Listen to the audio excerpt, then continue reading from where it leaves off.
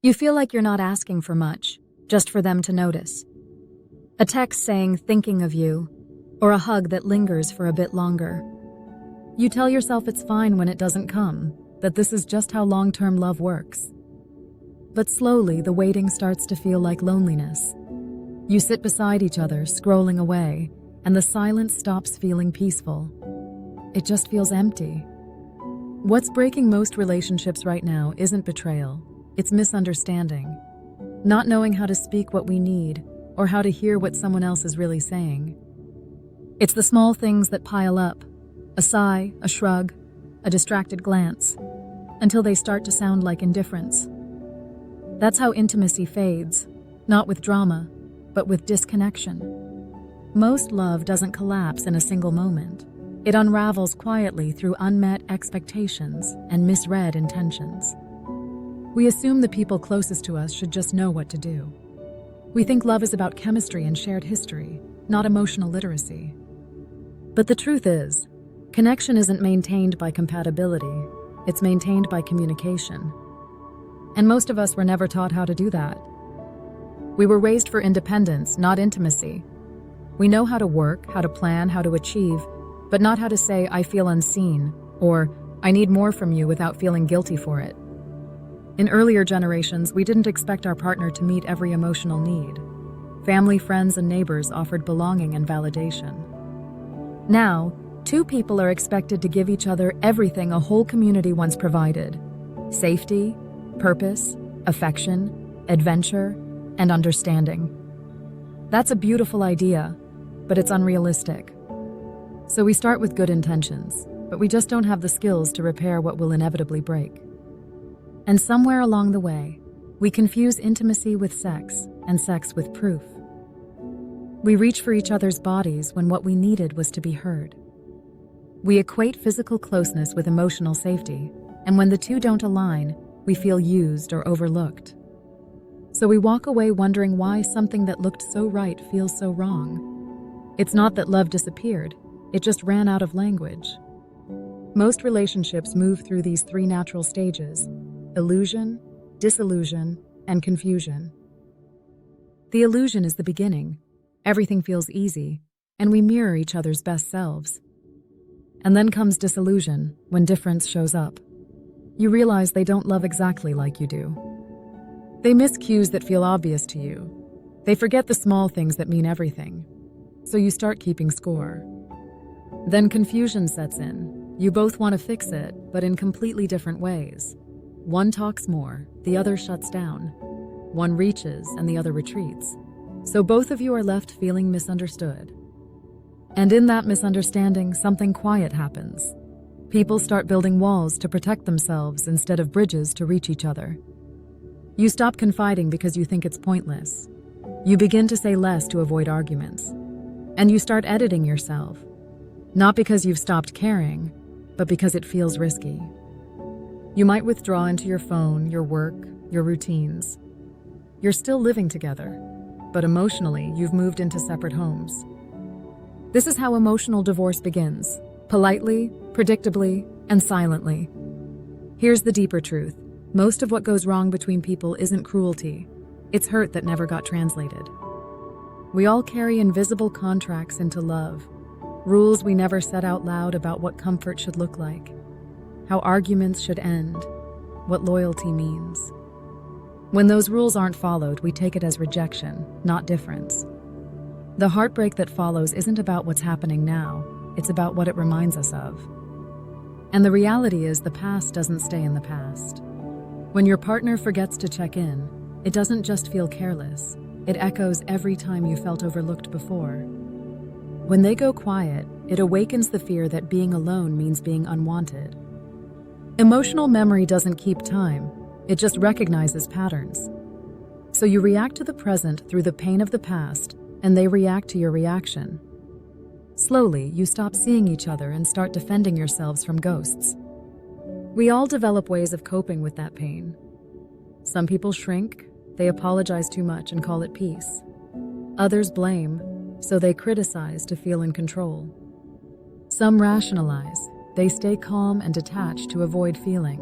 Others distract, by filling the silence with anything but truth. These are old survival strategies, not character flaws.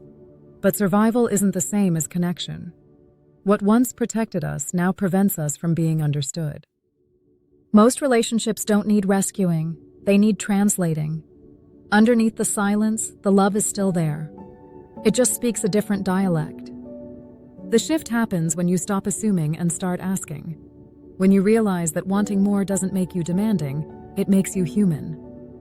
Expectation only becomes pressure when it stays unspoken. Real closeness doesn't come from perfection. It comes from repair. From the courage to say, "That hurt," and to hear, "I didn't realize. Tell me more." From the willingness to see misunderstandings, not as proof you're incompatible, but as proof you're both trying in the only ways you know how. Repair doesn't erase pain, but it transforms it into understanding. And this is what keeps love alive. If you've been quiet for too long, you can begin again with small habits. Start with 5 daily exchanges that rebuild emotional flow. Appreciation. Name one thing you genuinely valued today. New information. Share a detail from your world the other person wouldn't know. Puzzles. Ask something you don't understand. Request. Make one simple ask without criticism. And hope. Share one thing you're looking forward to together. It's a simple ritual, but simple things done consistently change the atmosphere of a relationship faster than any grand gesture ever could. As you begin talking again, the past might surface. That's normal. Instead of avoiding it, bring it into the open gently. If something triggers you, name it and trace it by saying something like, "When you didn't reply earlier, it reminded me of when I used to wait for someone who never came back. What helps me now is just knowing you're there." You're not asking your partner to fix your history. You're inviting them to meet you in it. That's not regression. It's repair. When pain is spoken, it becomes information. When it's heard with empathy, it becomes healing. Every couple becomes stronger when they create shared meanings. If "I'll be home soon" means the same thing to both of you, anxiety disappears. If "I need space" always comes with "I'll come back at 7," distance feels safe instead of threatening. Predictability is underrated. It's the foundation of trust. When people know what to expect, they stop bracing for disappointment and start showing up more fully. You might wonder if it's too late, if the quiet has lasted too long, or the effort feels one-sided. But connection rarely dies overnight. It dies from neglect, and neglect can be reversed. You don't have to fix everything, you just have to start noticing again.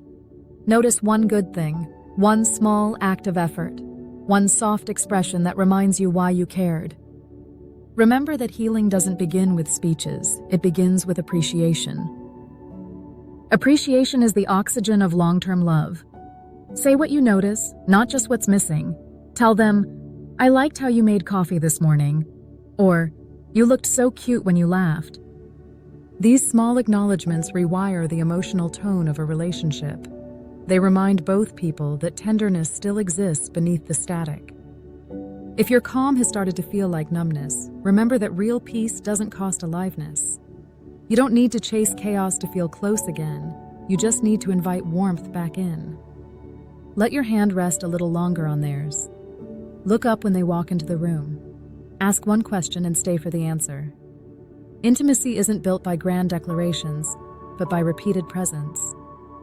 And if you ever feel like the relationship is beyond saving, try this experiment before you decide. Imagine the person you love was gone tomorrow. What would you miss most? Their words, their laugh, their quiet routines? What would you regret not saying? And the point of this isn't fear, it's about perspective. It reminds you of what's worth protecting now, not later. If you don't know how to start small. Say, "I've been quieter than I meant to be. I'd like to try again." Or, "When you pulled away earlier, I told myself a story that I don't matter. Can we rewrite that together?" These sentences might feel awkward, but they're honestly the bridge back to understanding. They tell the other person, "I'm still here. I still care. And I still believe this is worth tending to." Intimacy doesn't ask for perfection, it asks for reachability, for the willingness to stop guessing and start sharing, to listen as if the other person is speaking for the first time, to stop treating silence as safety and start seeing it as the space where connection wants to return. Love isn't something that keeps itself alive. It's something you must keep treating with attention, honesty, and care. So, when you sit beside them tonight and the room feels quiet, remember, this is not the end. This is the moment you both start talking again. You've been watching The Soft Skills. Like and subscribe for more quiet perspectives on how connection really works and what to do when it starts to fade.